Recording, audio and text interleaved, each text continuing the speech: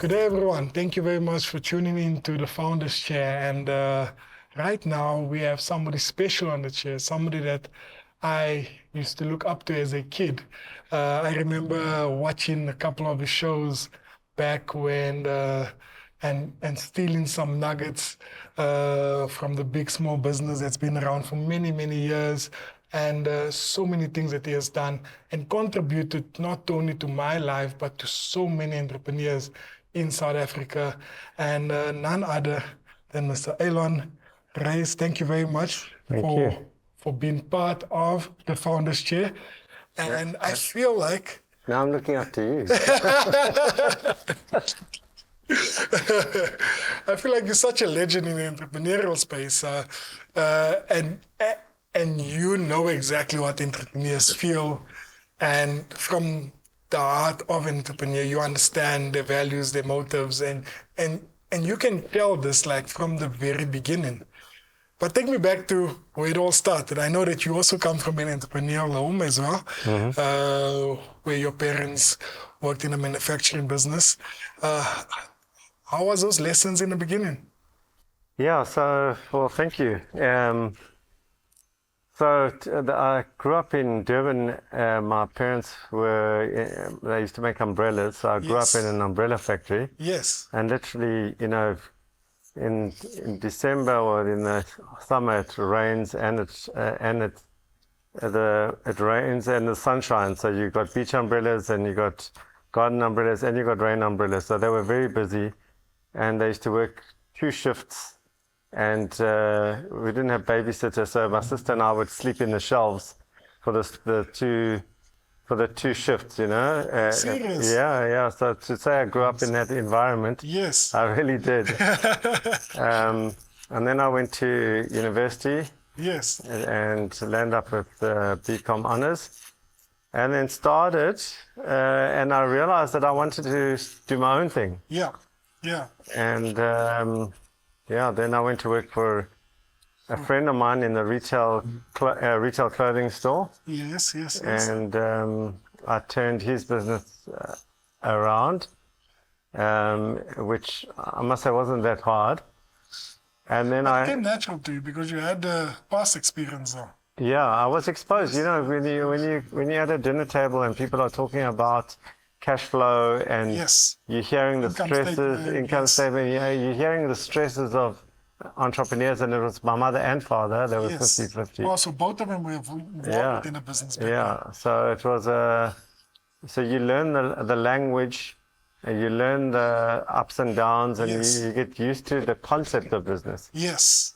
So I wouldn't say it came naturally, but I was trained from a young age. From a young age, yes. Yeah. And at which age was it? I was 23 at the time. Yeah. Now, and I landed up turning this business around with a promotion, and I got into the newspaper because I donated as part of that promotion. Effectively, what the promotion was: bring in any pair of old shoes, and we'll give you a voucher. To the value of 20 Rand to spend at Jasper's. Remember, this is in the 90s, right? Yes. And people started bringing in these old shoes, and we gave them vouchers, and they started spending in the store, and then we put those old shoes in the window, and people would stop and look, what's this? And we'd hand out more brochures, and they would come in with their old shoes, and then eventually, when I had 5,000 pairs of shoes, I donated them to charity, and I had my first bit of publicity. Okay. And as it turned out, it was in the Daily News in Durban, and a dollar billionaire saw the article, and he phoned the shop. Yes. I didn't know who he was. He said he's sending his driver to pick me up. Okay. And there I went into a big boardroom, and I spoke to this man. And this was in Durban? This was in Durban. Yes. I still didn't know who he was. Yes. He asked me all these questions. And then he said to me, how much do you earn? Yeah. And I said, I earn 3,500 Rand net. Yes. I knew about tax. I thought I was very clever. And he says, I'll tell you what, I'll pay you 4,500 Rand net. And you come up with any business you like. and I'll back you. Wow. And I didn't believe him. Serious. I didn't believe him because who does that? Yeah. Right? Yeah, there's nobody that would actually back you. Who would do that? Yes, yes. Anyway, so I go back to the store, and my boss at the time, which is a friend of mine, said Yes. to me, who was that? And I said, some crazy guy. And I didn't believe him. And 2 weeks later, he phoned again, and he said, what are you still doing there? And I said, oh, I didn't think you were serious. And he Yes. And so that was the beginning of a journey. Yes. And that led me to coming up with a business called New York Sausage Factory. That he backed. That he backed. Yes. I went through a whole process of trying to find, today you would know Sausage Saloon and Yes, brands like that, but I was the first guy to formalize that industry. Yeah. And turn it into a chain. I'm saying that like it's a big chain, a chain of two. And yeah, but the first one opened up in Pinetown, just outside of Durban. Okay. And it was a big failure. Serious? Absolute failure. What Shocking happened? failure. Why was it a failure? Because I chose, it was my first real venture by myself, and Yes. and I knew nothing about the fast food game. Yes. I didn't price it properly. I didn't choose the right location. The menu was wrong, the venue was wrong, the pricing was wrong, everything was wrong. Yes. Yes. And so eventually, after nearly a year of trying to make this business work, I realized it would never, ever work. I opened for the breakfast trade, I opened for the dinner trade. I couldn't make this business work. Just it wasn't working at all. No. Sure. And then I had to pluck up the courage to go to him and tell him. Yeah.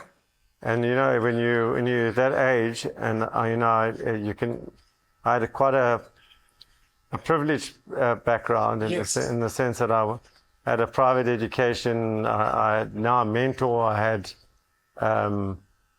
had been given money. Somebody invested in me, and I failed. Yes. So it's very hard when you've got everything at your disposal, and you still fail. And you still fail. So who do you Yes. blame? Yes, that's true.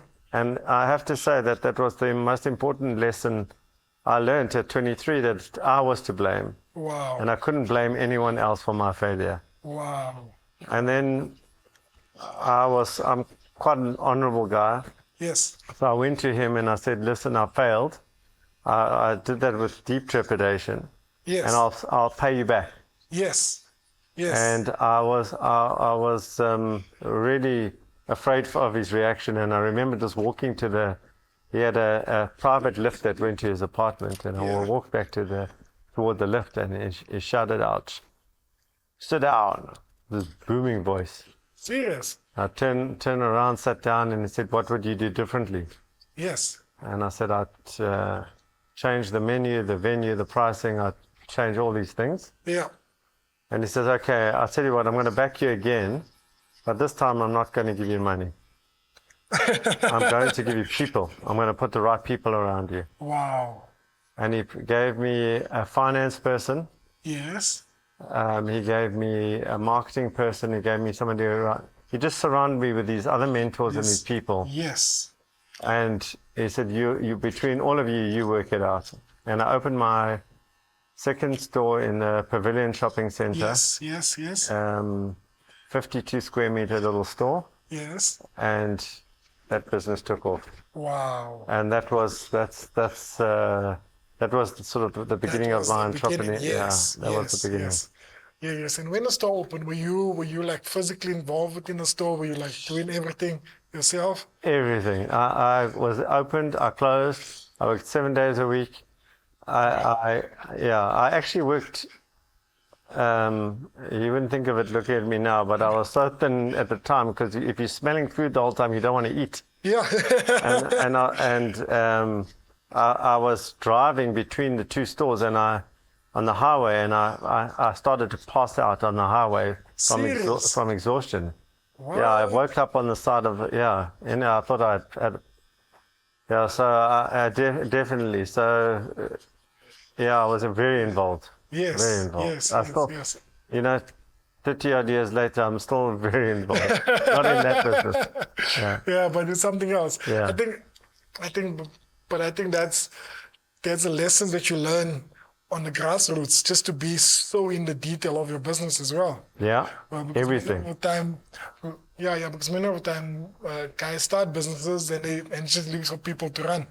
You know, I've got a thing. Yeah, there was a sausage that you got into. His name was Sausage Sam. It Okay. was this like costume that you got into, which was this big hot dog. Yes. You know, yes. and the arms came out and. Yes. Anyway, so in the beginning, when I was in the first store, I used to get into the hot dog. Yeah. In the Durban summer, and stand around handing pamphlets to get people to come into the store, you know? Yes. And then eventually I got somebody to get into the costume. Yeah. You know, now it was somebody else's job. And he said to me, no, you can only be in there for 15 minutes. I said, hey, buddy, I used to be in there for 2 hours at a time. I've been in that. I know exactly what it is. I've been in that hot dog. I know how long you can last. I think especially talking from experience, because Exactly. because if you don't have the experience, you wouldn't know. You know? People would be bluffing you. Exactly. Yeah. So moving from there, so that's your first success now, and next after that. Then one of the guys that I was involved in told me, he said to me, well, why am I selling hot dogs where I'm making a R5 profit a hot dog? Why don't I get into the vehicle security industry? At the time, there were these things called gear locks. Yes. They used to go these like U-shaped thing that used to go into a lock that to keep your gear from moving. From moving, yes. Yeah. Yes. And that was popular back then. Very popular. Yes. And so I said, why don't you get into that? You'll become the marketing director. And so I sold a New York sausage factory, and I went into this vehicle security business called Bandit. And the business. I know Bandit. I remember Bandit. Yeah, that's I remember Bandit. Yeah. Yeah, but now you're talking to a guy now. Yes. I was 26, 27 at the time. Yes. Now you have to see how naive I am. Yes. I am going to another industry I know nothing about. Yes. I didn't know at that age the difference between a wheel and a tire. Are you serious? Yeah, serious. That's how naive. That's how naive I was. And I'm going to this industry where they're selling on cars. Yeah. And anyway, so I started in this industry, and I have to tell you a funny story. So my partner at the time, his name was Jeremy. Yes. Tough guy, came from the security space. I'm the soft guy, and he keeps talking about he's trying to explain the industry to me that these fitment centers. Yes. Now, I'd never heard of a fitment center before. So I said, after like a day and a half of listening to him talking about this. Oh, this fitment centers. The fitment centers, I said, excuse me asking this question, but I don't understand why you would sell gear locks in a gym. Because I thought a fit man said, I don't know what a fitment center was. That's... Anyway, that remained a joke for many years. But I soon worked that business out, and then that business grew very, very fast. And I had the first experience of a business that grew too fast, and we ran out of cash. And because when you grow too fast, you run out of cash. Yeah, that's true. So that was that hell that we went through. And You know what happened to it? Yeah, it was sold eventually. I mean, I left 25 years ago, just more than 25 years ago. Yeah. And carried on for many years, and then was sold to Bidvest. Okay. I think it's called BidTrack now. Yes. Yeah. Yes. Oh, it's called BidTrack. Okay. I think. Yes. Yeah. Oh, that's quite interesting. Yeah. Because if you think about this, like, it's still part of, it's still doing what it's doing back then. Yeah. But just on the advanced scale. Yes. Yeah. No, then we went to tracking. While I was still there, we went into the tracking space. Yes. Yes. And how was that? That was very interesting because I had to negotiate a deal with Donnell at the time to buy their GPS, GSM technology. Okay. And I was in my 20s, and here I'm trying to negotiate, acting like a big guy, Yes. trying to negotiate with these serious guys. And I did it. Yeah. I don't know if I did a good deal, but I did it. Yeah. And that whole thing about being the imposter the whole time is a big thing for entrepreneurs. They're always, like you're in situations where you've never been in before, and you have to act like you know what you're doing. Yes. Yes. I hope you're not acting like you can cut hair. But I think on that imposter syndrome, it's like basically that's fake it till you make it. Exactly. It's exactly that, because do you think most entrepreneurs should act in certain ways? I think that fake it till you make it needs a caveat to it. Yes. And the caveat to that is that as long as you try and close the gap. Okay. Like you get a lot of people who just fake it. Yeah. And they don't try and close the knowledge gap. They don't try and close the gaps of where they say they are professed to be versus where they really are. Where they really are, yes. And everyone does that. If you ask an entrepreneur, how many staff do you have? They'll say 8. So how do you get to 8 staff? Yes. Well, there's actually 6. And then there's my wife who's always there. And then there's the guy who's just left. Yeah. That's 8. Yes. Like they fluff things, Yeah, that's the thing. That's the thing. But do you think, and I know it's a bit tricky because I think entrepreneurs are always about selling, and you always want to sell to the next person that you come across. Yes. But I think sometimes they oversell themselves. Yeah, sometimes they do. But I think selling is one of the key. I invest in businesses. Yes. And the most important success factor, I think, for an entrepreneur to be successful is not just the ability to sell, but the desire to sell, that they want to sell. Okay. Because many entrepreneurs are afraid to sell, afraid of the rejection. Yes. And then, here we're sitting here, and let's be real, We've got your brand here, we've got my brand here. Yeah. And this, we're all about building brand. Yes. And we're out there. Yes. And we put ourselves out there. Yes. You can hear the thunder and the lightning. Yes. Imagine that's we're getting a message from above. So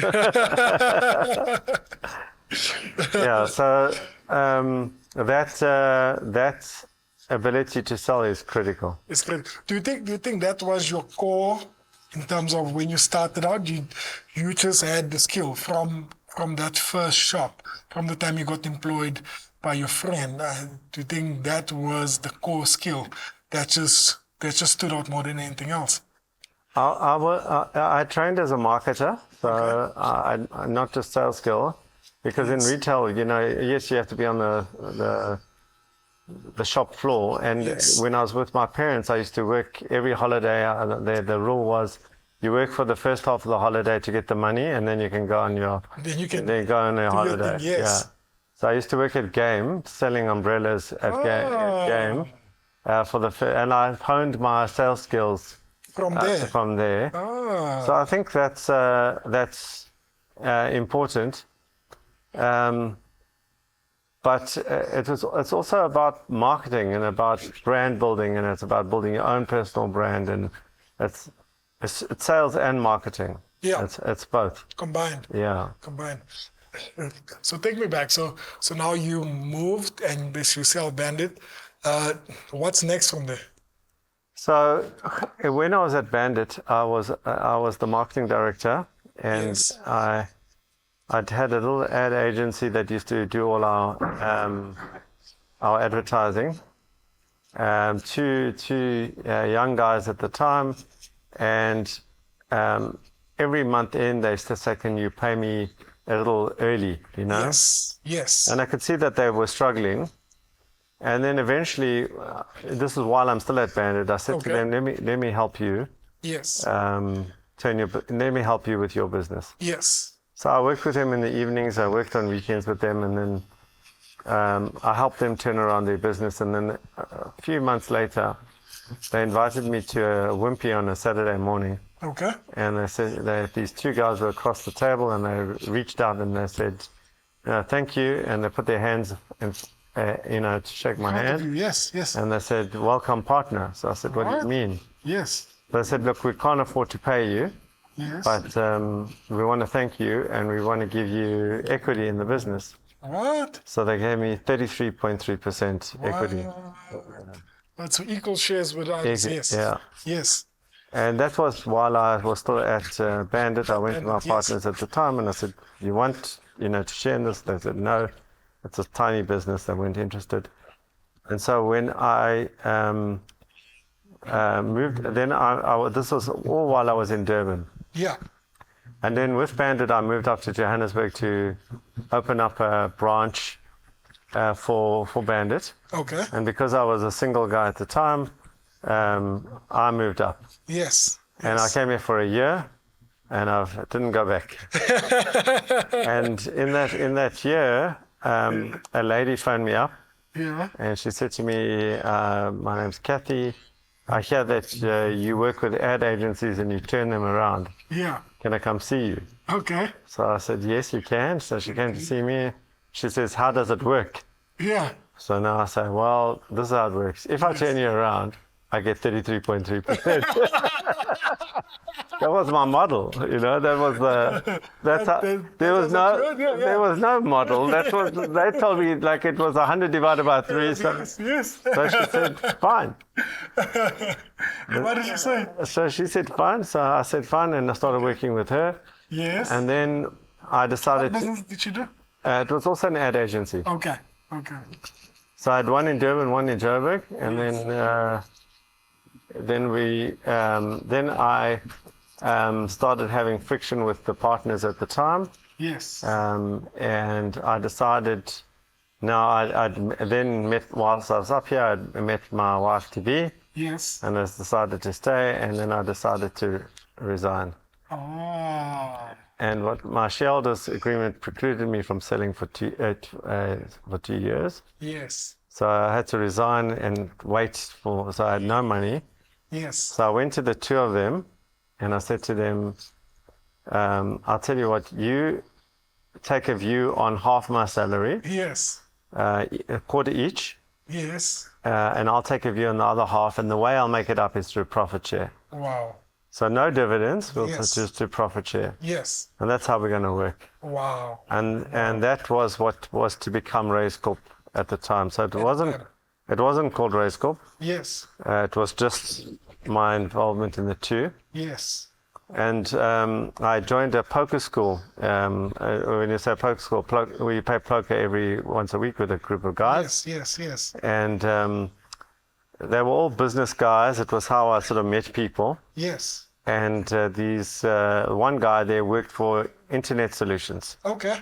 And he said, at the game, he said, there's this thing called Internetics, which Internet Solutions is at a conference. Yes. And I need people to come. Yes. So can you guys come? Because I didn't have enough people. Yeah. And I said, "I'll come." Okay. So he looked at me and said, "You can't come. You don't own the business." So this is for big businesses. Yes. So I said, "I'm coming." So he said, "You Yes. can't come." Anyway, I came.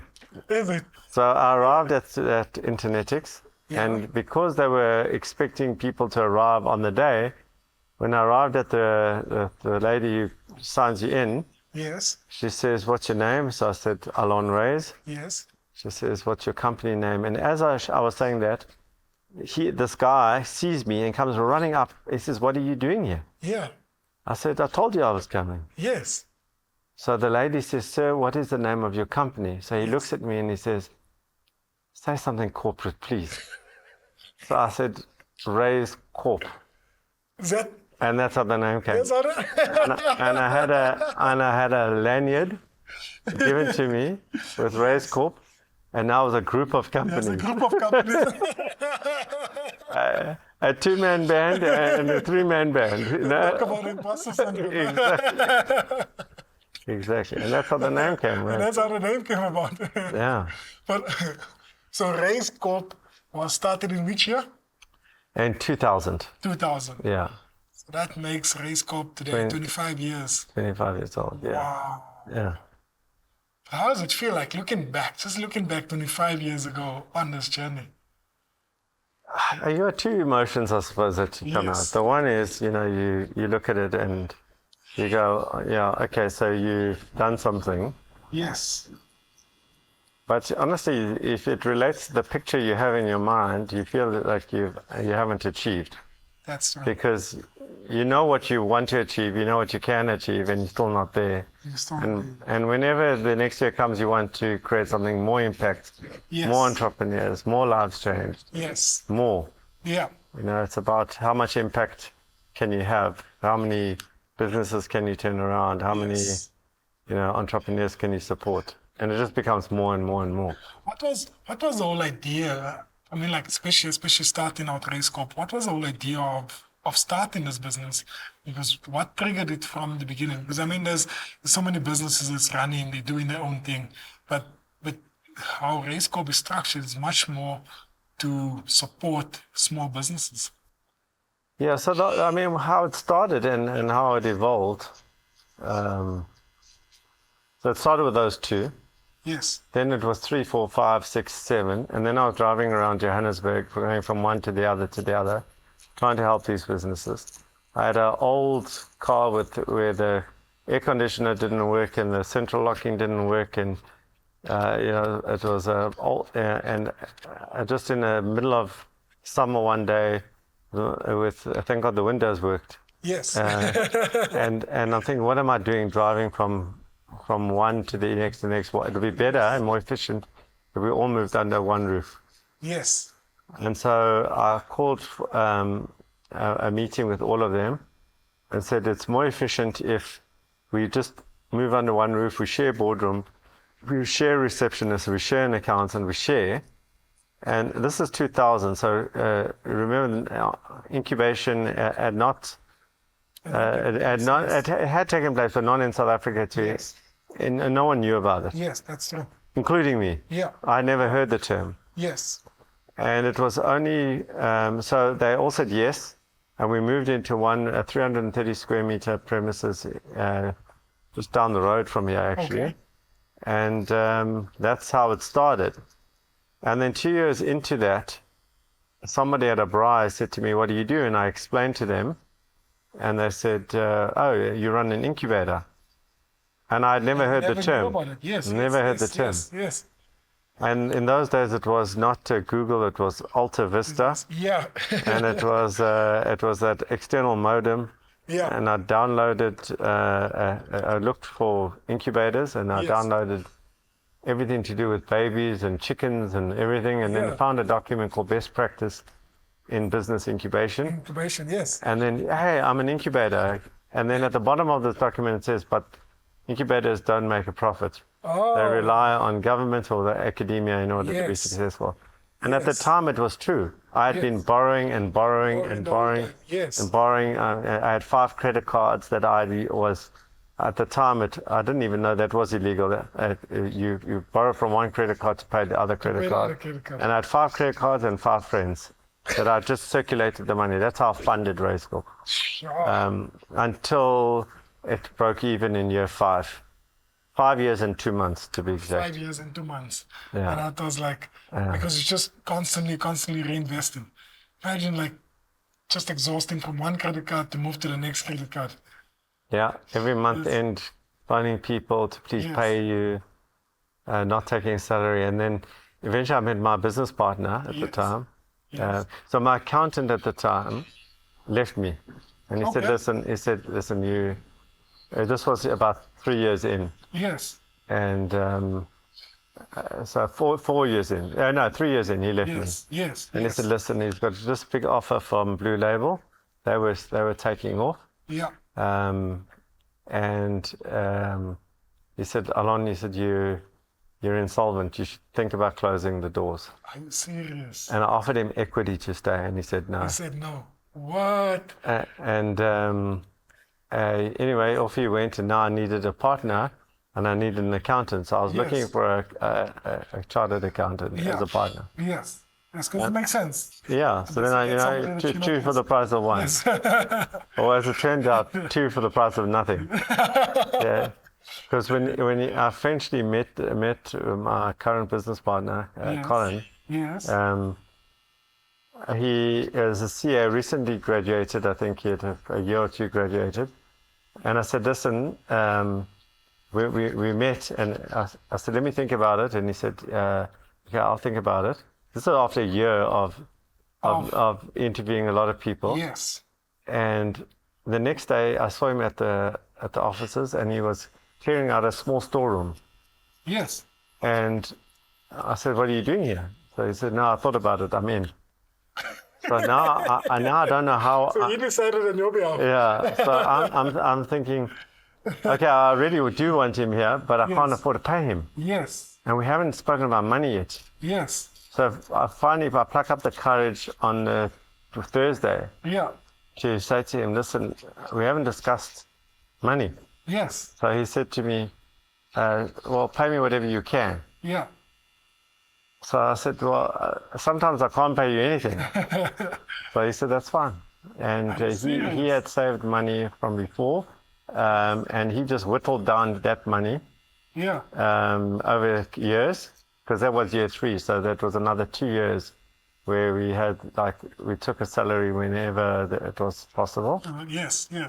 And we're 21 years now, he's been my business partner. Wow. Yeah, and we have been the most incredible partnership. And what happened to the other accountant? Have you ever heard from him? Yeah, I see him from time to time. Is it? Okay, Yeah. okay. I still say, I'm still here, I'm still going. Still going. So the guy must be like so disappointed. I don't know, but life. But do you think the fact that you continued going during a difficult season, and everyone thought you were crazy? The hardest part for me was when a few years later my son was born. Yes. He was born in 2004. Yes. And I couldn't afford to get him out of hospital, and I had to go and borrow money from my brothers-in-law to get him out of hospital, and that was a very deeply.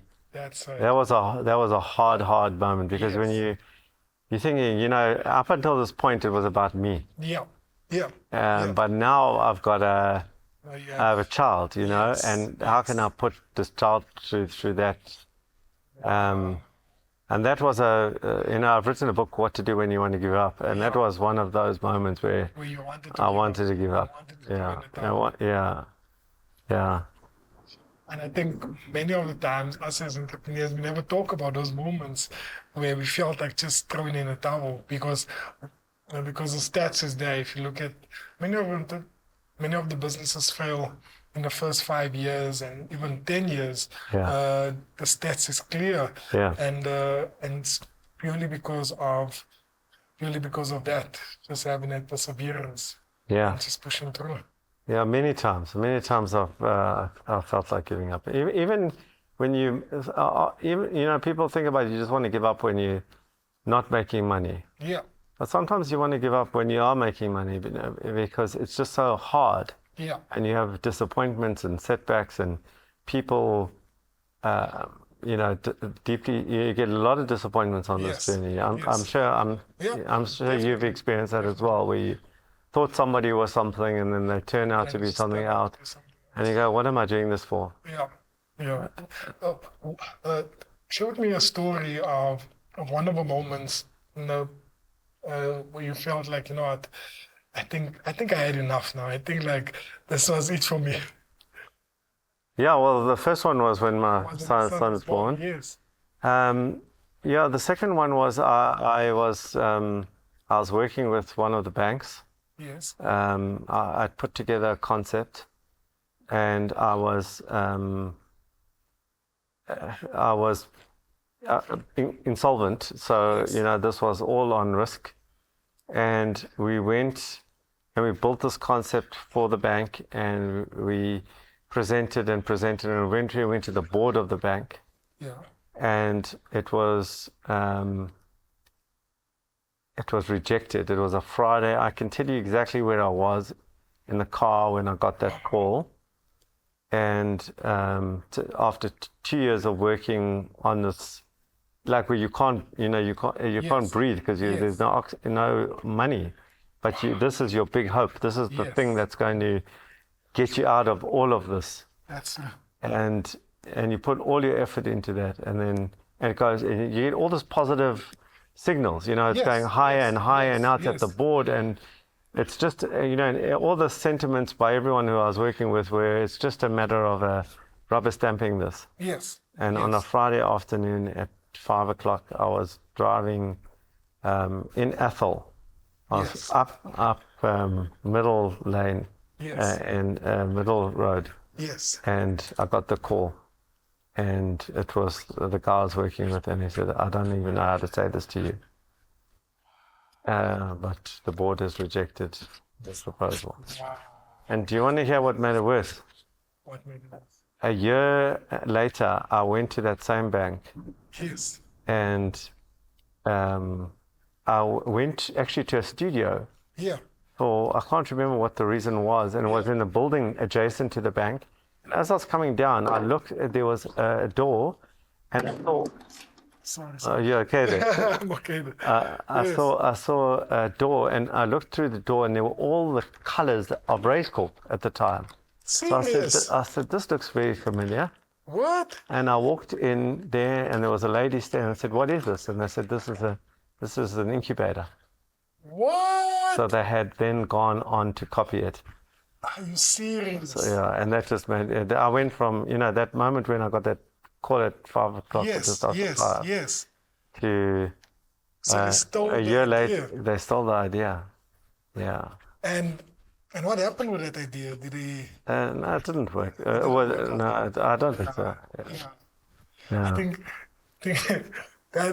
that's one of the most craziest things because you out of good faith trusting them with the whole idea and trusting them to actually give you the funds needed, and they turn around and they start something that is actually exact similar because they have the backing of the finance. Exactly, and not to, the insult was that they had copied everything, and what I don't know if it was the intention up front, but it was certainly very insulting to walk in there and to see all your intellectual property, the layout, the colors, everything that you had put down on documents, and being naive at that time. And us entrepreneurs, in that power differential between the big corporates and ourselves, that's something that if corporates don't understand is how powerful they are in our minds. And the ability to change our lives, and so we often, maybe they do know, and but today with the businesses I invest in, I can see when because I've been through that experience, and just by the way, maybe I'm showing how stupid I am, but more than once, where you trust the process and you don't put in the right contracts and the right things in place. And I say to these guys, don't do that deal. Don't look at this contract is not. They are going to take you out with this contract. Yes. And I think most of the time as entrepreneurs, we tend to be naive towards the fine prints. And that's what comes back to bite us. Majority of the time. Sure. So based on that experience, I think now that you're sitting here 25 years later, just looking at the journey, but also thinking about how has entrepreneurship changed from 25 years ago till today, 2025. Hugely, hugely. So first of all, 25 years ago, the entrepreneurship wasn't as fashionable as it is today. It's got, in the time, just globally, it's got celebrity status, the likes of Trump and Branson and Musk and all these billionaires that have become public figures. And entrepreneurship 25 years ago didn't have that kind of media attention. but what then, with the advent of incubation becoming prolific globally, there was the sentiment that, entrepreneurship is easy. You just go on a weekend course and then you become an entrepreneur. You come in with an idea, with a business plan, and then you get some funding, and that's it. And then all you're off, and then you become a millionaire, billionaire. It's all very easy. Yes. And so you've got a whole bunch of young entrepreneurs that are expecting success, I think, too early. Yes. And I'm speaking generally because there are a lot of exceptions. Yes. But there's this just expectation that it's easy, and there's expectation that there should be funding for every idea. Yeah. And that's not reality. Yeah. Yeah. And so today you get a lot of businesses starting that shouldn't be there in the first place, in my opinion. Wow. Yeah. So wow, that's actually powerful. Because if you think about it, it's like many of the times they look at entrepreneurship as the quick rich scheme. Yes, They look exactly. at entrepreneurship as not if I jump into this right now, I can make money quickly, and I can bankroll because of, like you said, the celebrity status that it personifies. Yeah. And it's not the case. Yeah. And they look at every situation. They look at you and your success. You got, you're around 80 stores. Yes. Each one of those for you is a scar. Yeah. There's a story behind that. There were ones that that you wish you hadn't opened, and there are stories in there that are heartbreaking for you. Yeah. But on the outside, Legends is it's just one big success story. Yes. And it looks glamorous. Yes. But those nights where you stayed up and you couldn't sleep, and those nights where you were worried about the whole thing collapsing, and you knowing that the business was stuck together with sticky tape and chewing gum, you knew that, and put the brave face and going out there. That's hard. Yeah, it is. It is. I agree 100%. And I just think this misconception that we find ourselves in today's day and age, especially with the younger generation, just making it. And I understand AI is evolving. I understand that technology is evolving, but to my reasoning, I don't think that there's some things that you can substitute. There's like the hard work that you still need to put in 25 years ago is maybe still the same hard work that you need to put in, but maybe much more. You will get the results much more faster than what you used to back then. But the context is the same, because in 25 years ago there was other technology. Today there's AI, but there's another guy with AI. Yeah. So you're still competing. You still have to be better. Yeah. You still have to prompt better, or write code better, or the concept needs to be better. So we're always in this competitive mode, whether it was 25 years ago or 20 years ago or today, or in 20 years' time. We're still going to be competing. Yeah. The tools are just a lot more effective now. In a way, yes. But that also has a downside, if you think about it, which is that you'll get blown out of the water much quicker. Yeah. Because and then there's this whole dilemma about, do you invest in a certain technology that literally 3 months later can become obsolete? Yeah.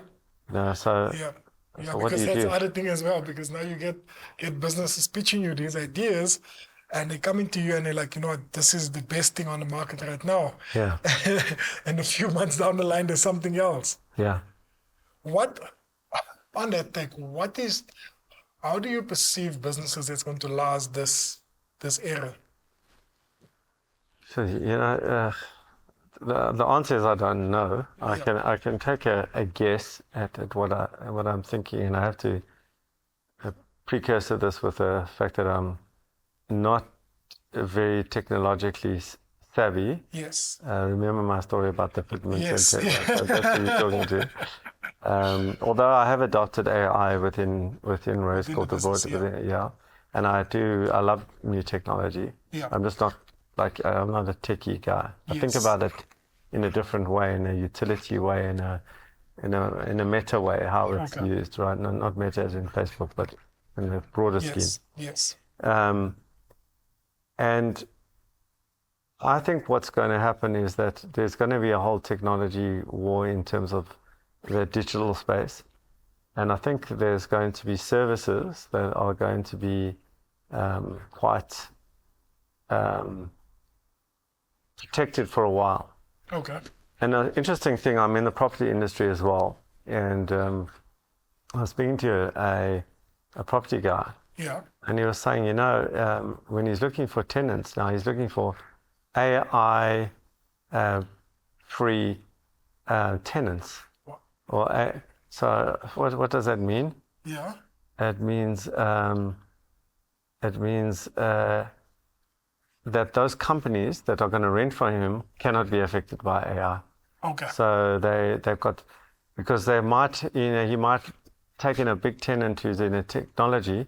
Yes. And then 3 months or 6 months later, they bust, can't pay him. Yes, that's true. So even if you look at something as obscure as like property relating to AI, you think, well, how does AI affect property? It's the tenants that are affected. So everything's going to be affected by it. Yeah. But I do think there are some places for a while at least Yeah. that are going to be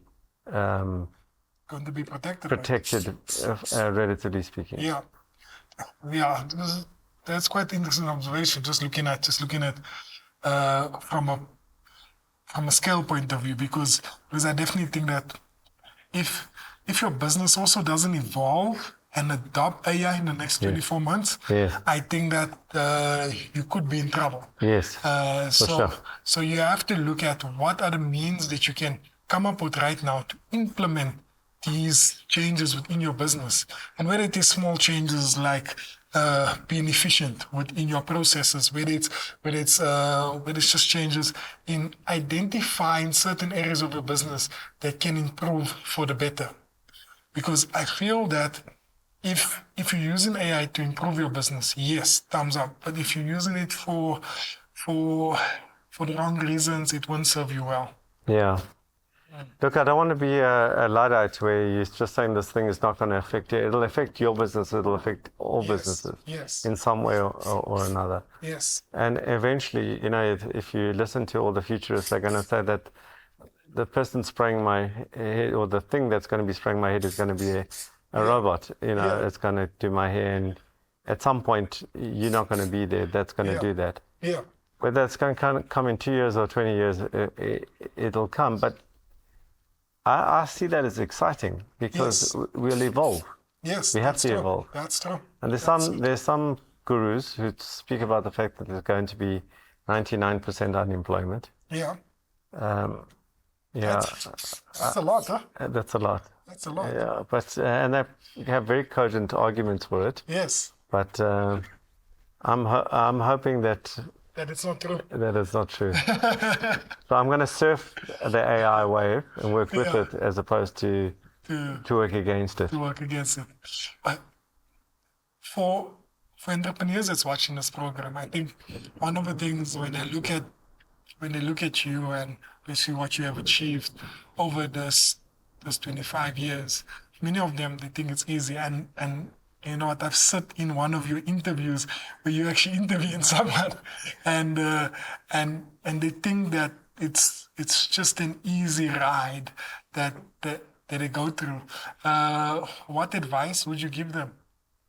So first of all, I just want to correct you. I don't think I've achieved. I think I'm achieving. I'm in the process of, because if I've achieved, that means I've hit some sort of pinnacle. Yeah. So I've arrived somewhere, which I do not believe I have. I'm in the process of achieving. Yes. But if the advice I would give to all entrepreneurs is to, that how's that thunder? I would say to them that it always takes a lot longer than you think. Yeah.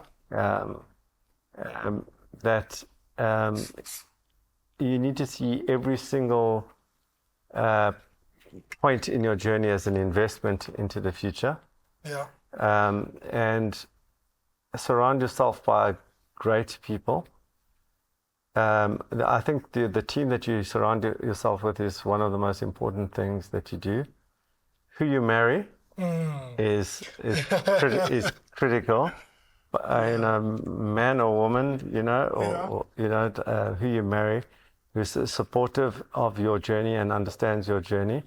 I always say that if my wife doubted me once, especially in those first 5 years, if she said, "Are you sure you're doing the right thing?" Just had to say that, my knees would have buckled at that point in time. And to have somebody she was supportive all the way. All the way. And they're always behind the scenes and they're rooting for us. Yeah, and so I think who you marry is very, very important. Who you surround yourself with is very important. And also, to me, I think equally important, we speak about the struggle a lot, but we're also not talking about the moments of success, because what I've seen with entrepreneurs is the moment they become inverted commas successful, it's the beginning of the end. They become complacent, they become arrogant, they think that they have got some gift that can never be taken away, that they don't understand the law of impermanence, and that you have to keep working, keep remaining relevant, keep evolving, keep putting out new product, new content, new to stay relevant. You can be a mini Vanilli, with a one-hit wonder, or you can be like a Michael Jackson or a Madonna who keeps reinventing himself. Yeah. And I mean, like, you do that constantly. You have to. Today. Yeah, still today. Yes. I'm in software.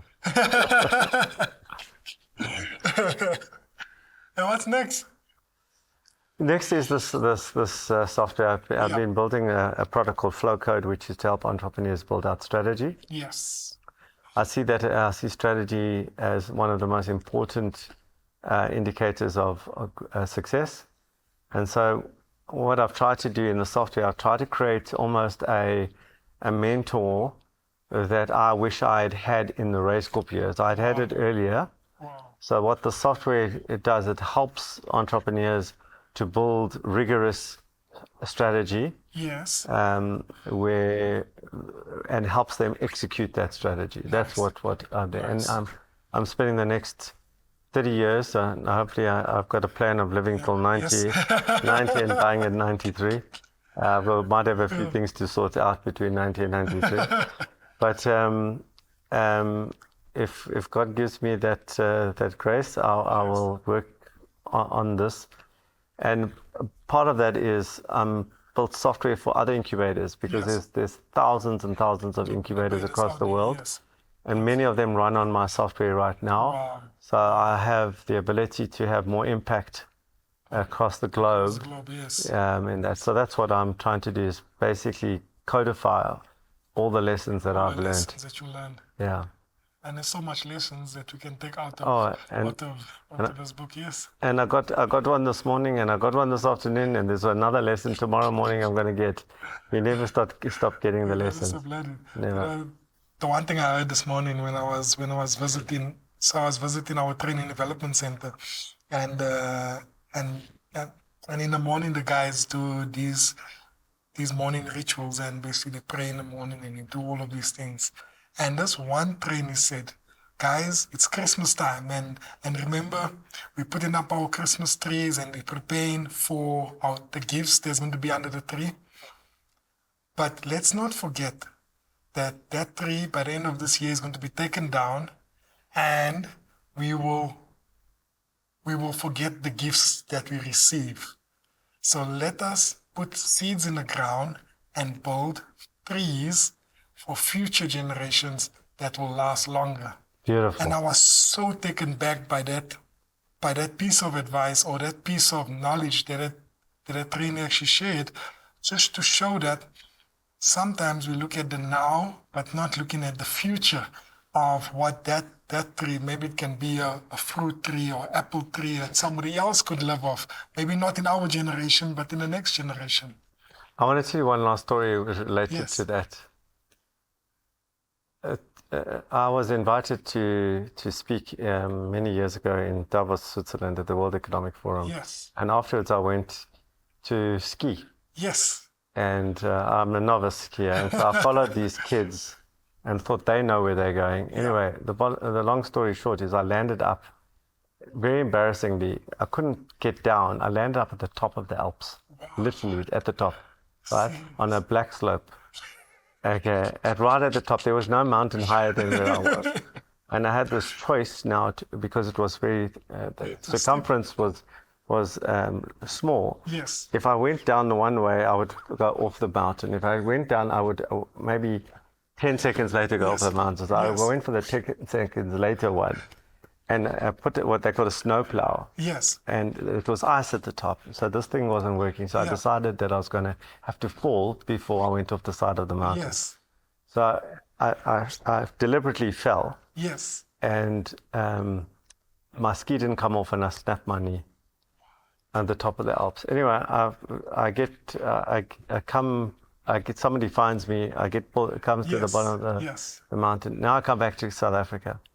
And now I have an operation. Now I can't drive.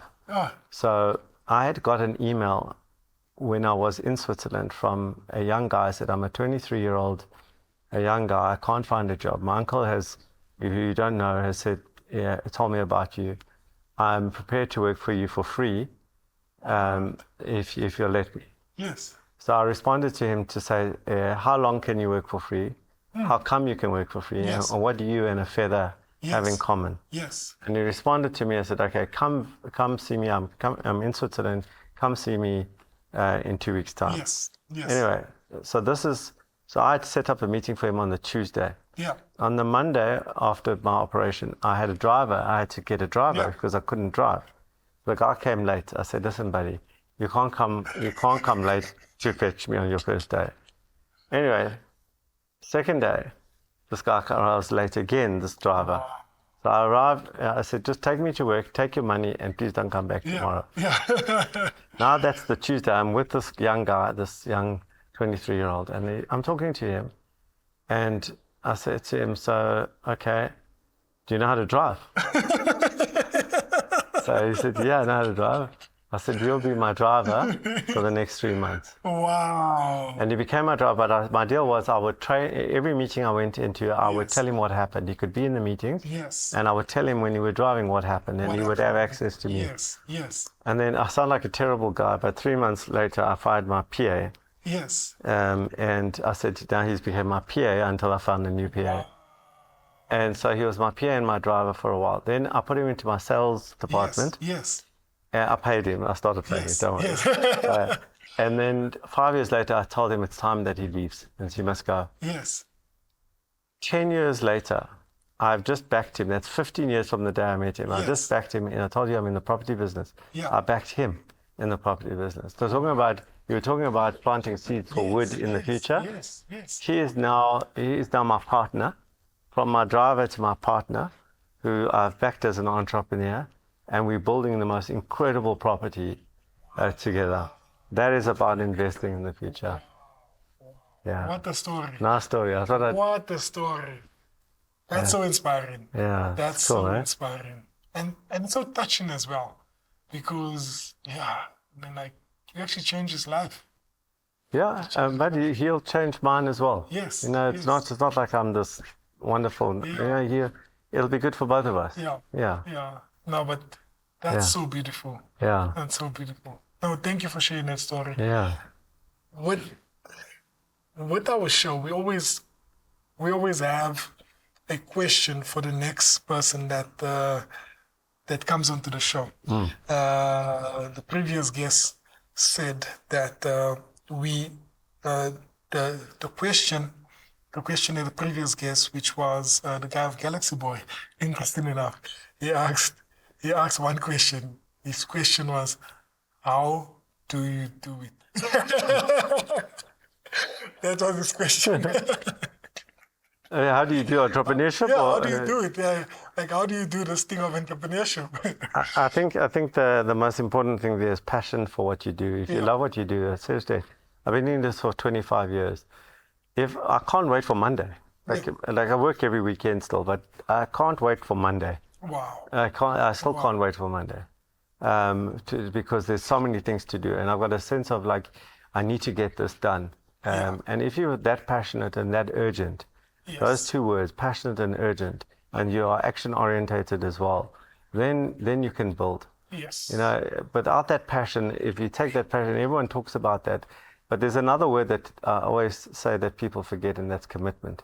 Because passion is one thing. You know, you're married, you're very passionate in the beginning. Yeah. But there are times when you have to be committed, you know. You don't But you have to be committed. You have to be committed. And so it's passion and commitment, action orientated, and this picture in your head that you just want to fulfill, like a vision. Yeah.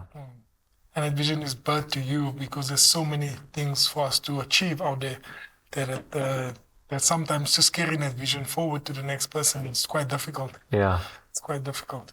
Okay. What is the next question for the next guest that will be sitting on this chair? Do we know who it is? No, we don't know yet. We don't know yet, but it's going to be an entrepreneur. It's definitely going to be an entrepreneur. Okay. So the next question to the next entrepreneur sitting here is, many people, when they talk about their journey, are asked the question, if you would do this again, what would you do differently? Most of them, and I'm assuming your next guest will say that they wouldn't do it differently. They would do it, everything was there for a reason. Okay. Why? Why do they say that? Why wouldn't we do it with all that pain? Why wouldn't you do it differently? Wow. That's my question. Wow. It's a powerful question. Really a powerful question. And definitely you have to think about it first. Wow. I didn't say it was going to be easy.